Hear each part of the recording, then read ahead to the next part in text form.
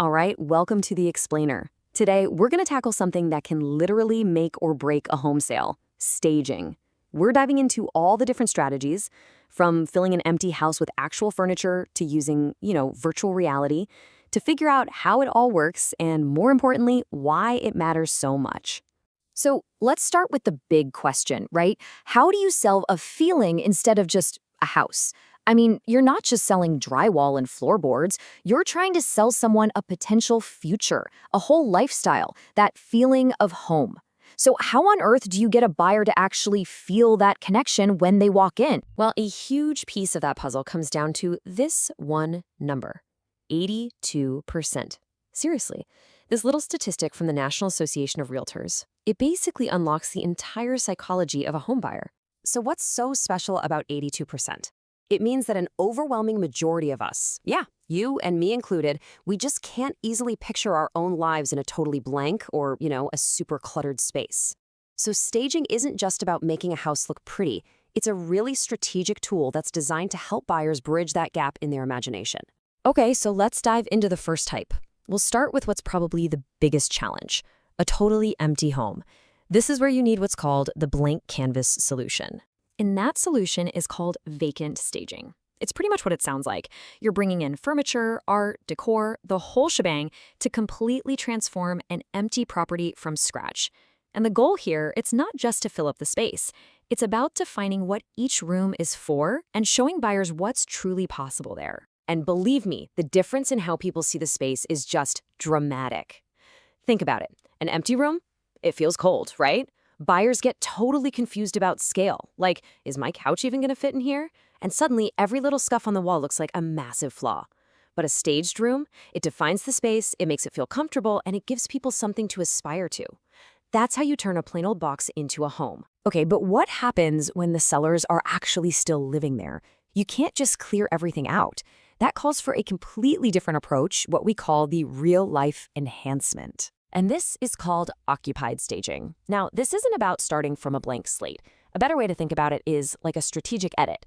A professional comes in and works with the stuff the seller already has, decluttering, rearranging furniture, and maybe bringing in a few new pieces just to get it ready for the market. And does it work? Oh yeah. The results are super clear.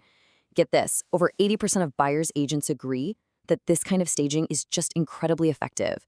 It really helps get past any negative feelings a buyer might have about, clutter or just the seller's personal style. The absolute key here is one word: depersonalize.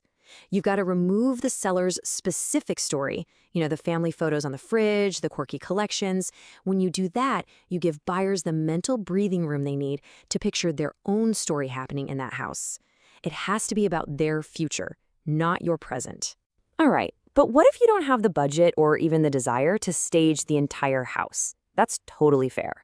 And that brings us to our third strategy: staging for maximum impact. This is all about being laser-focused. This approach is also called partial staging, and it's all about making a smart, strategic investment.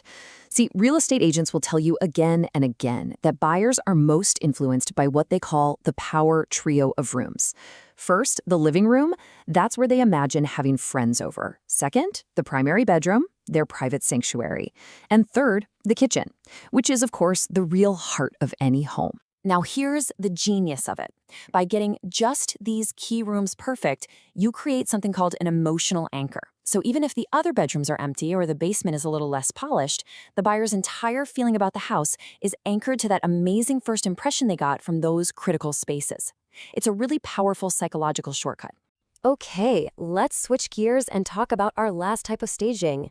This one takes us straight into the digital age. It's time for the virtual reality check. So say hello to virtual staging. With this, instead of hauling in a real sofa, digital artists just add furniture and decor to photos of empty rooms. And the upside is obvious, right? It's fast, it's way cheaper, and you can create absolutely stunning photos for online listings. But, and this is a big but, there's a catch. And this is where things get tricky. Online, a buyer falls in love with this perfectly curated, beautifully furnished home. But then they show up for the tour, walk through the front door, and they're standing in a big, empty room. That disconnect between the picture and reality, it can be really, really jarring. This analogy just nails it. It's like a first date. If you show up and you look nothing like your profile picture, that trust is just gone instantly. You've used this amazing photo to get them in the door, but if the reality doesn't live up to the promise, that all-important trust can be broken before they've even made it to the kitchen. And this isn't just a hypothetical problem, it's leading to some real-world consequences. There's a growing concern about authenticity, and because of that, a lot of MLS boards are now making it a rule that agents have to disclose when photos are virtually staged. It's a move that's 100% about managing a buyer's expectations. And that really leaves us with a final and pretty critical question. When you think about it, from making an empty room feel aspirational to creating a perfect digital picture, all staging is a kind of presentation, isn't it? But where is the line? When does that presentation cross over into deception? That's something every seller, agent, and buyer has to think about. Thanks for joining us on The Explainer.